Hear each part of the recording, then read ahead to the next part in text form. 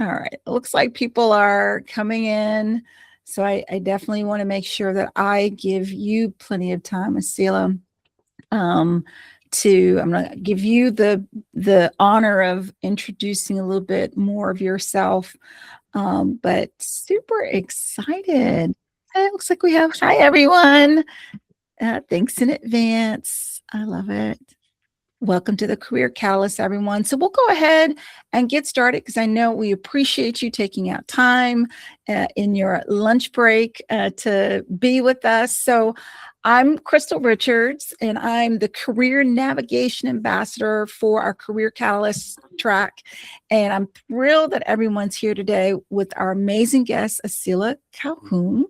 And she's going to be presenting on the topic about the benefits of a coaching culture within your organization. But before we get started, I want to thank our sponsors for today's session, Workforce Genetics and BioTrack. Workforce Genetics has been helping connect talent with high-performing teams for over 20 years, now powered by AI, making it faster and easier for growth-oriented, venture-backed life science companies to build great teams without the hassle or cost of traditional recruiting firms. And as always, a big thank you to BioTrack for sponsoring today's session. Their hands-on workshops have trained over 17,000 scientists. You can learn more at biotrack.com. I also want to mention that this event is part of the BioBuzz Talent Lab, your one-stop shop for career growth, job opportunities, and industry connections. Join our Talent Lab today for more opportunities like this. So let's get started. Asila Calhoun is joining us. Are you in North Carolina today? Are you? I'm in California today. Early morning. It is. It is. So I'm super excited, Asila, to have you. She's a coaching expert. I'm going to let her blush on her own and introduce herself while everyone gets situated for this engaging conversation and then hopefully an engaging Q&A. So Asila, I'm going to hand over the mic to you, and I'm going to be unpinned and take myself off of camera. Okay, Crystal, thank you so much. Thanks for inviting me. Really lovely to be here with you all this morning or afternoon, I guess, depending on where you are. So I'm Asila Calhoun. Asila sounds a little bit like tequila, if that helps you remember how to say my name.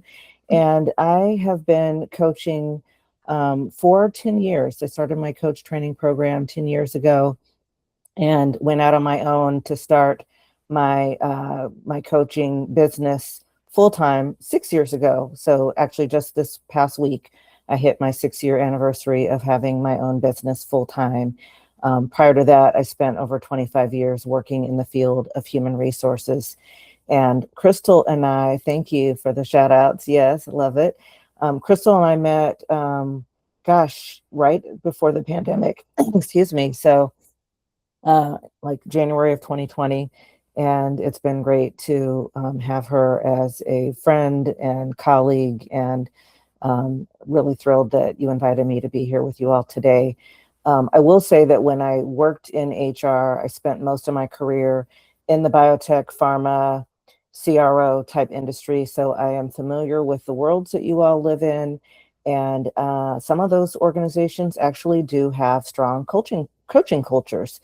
So that's what we'll talk about this morning. So if we can go to the next slide, I'll just get us started on what is a coaching culture.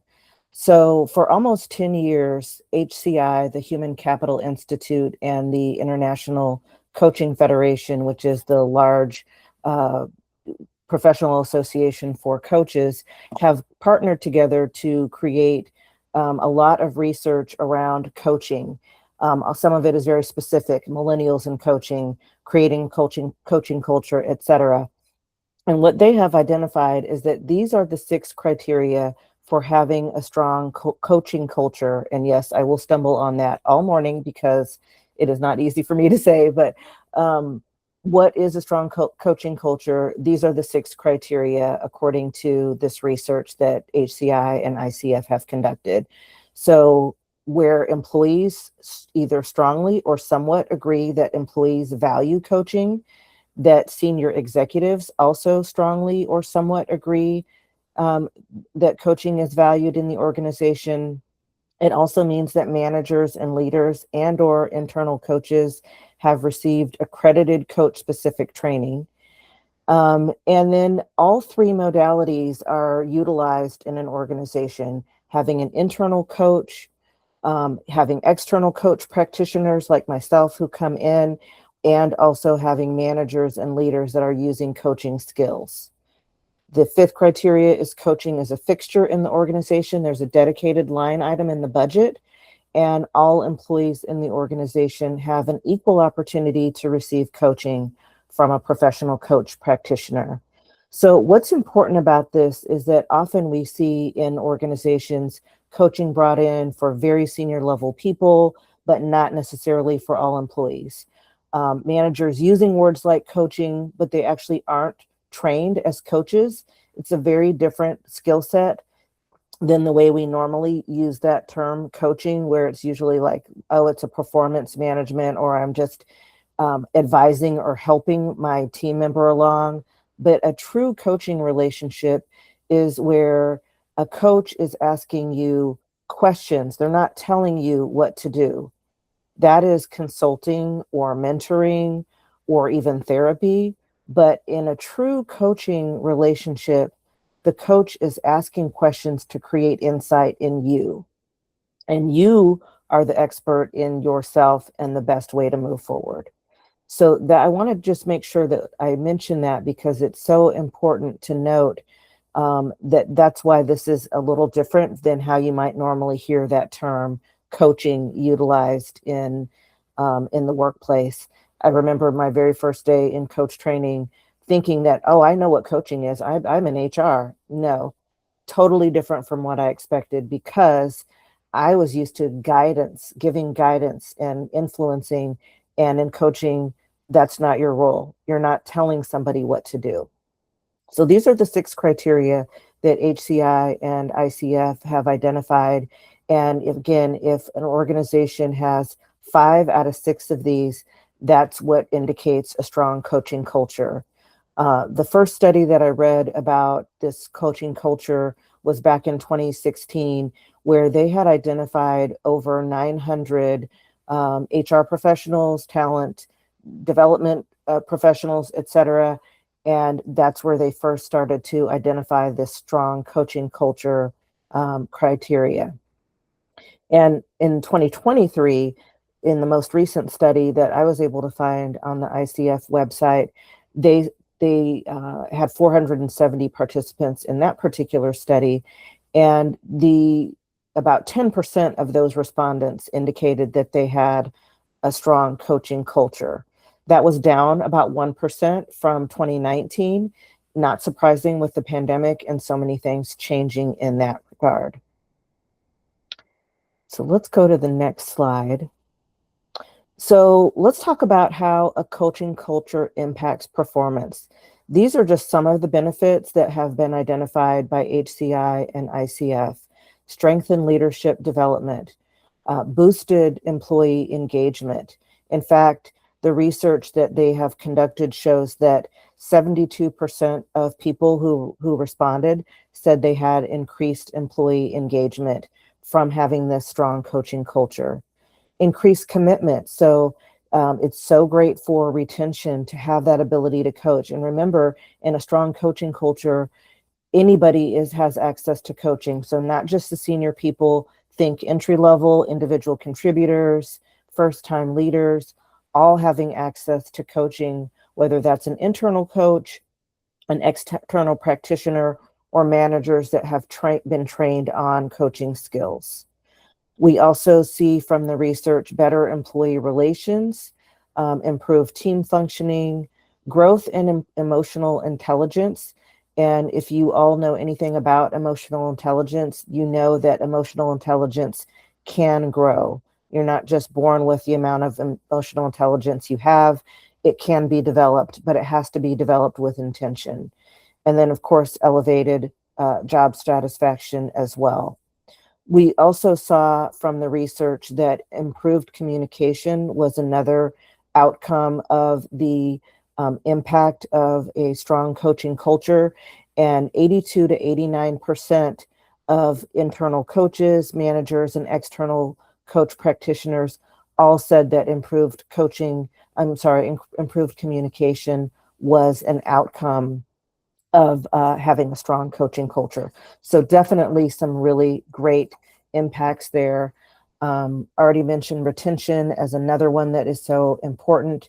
And we know how important retention is right now, especially as there tends to be more burnout and stress and pressure in our work environment. So having those burnout factors can really be an impact on an organization, and coaching can help with that. Having that strong coaching culture. We also know that succession planning is a benefit because people are invested in with having that coaching happening for them. And there's a ripple effect to coaching. So you're not just impacting the person that you're coaching, it's really impacting the entire organization, the direct reports, peers, et cetera, that folks are working with. So again, a real ripple effect, and helps people with their why. Why am I here at this organization? And how are they investing in me? So let's talk about how an organization implements a coaching culture. The first thing is adopting a coaching framework and tools. Really important to have this in your work environments where you know exactly how you want this to look. As we said before in the write-up for this particular program, having coaching embedded as a true tapestry in the organization. Networking with other forward-thinking organizations. Like I said, there are organizations that have done this successfully. 10% of respondents in the most recent survey. I know of a couple of organizations in the pharma biotech industry that do have a strong coaching culture. It also really helps to study emerging coaching trends and pursuing accreditation for internal programs and credentialing for their people. So this is where that manager training comes into play, of training managers on what it looks like to go through a coach training program like the one that I mentioned going through 10 years ago. The program I went through was 10 months in length.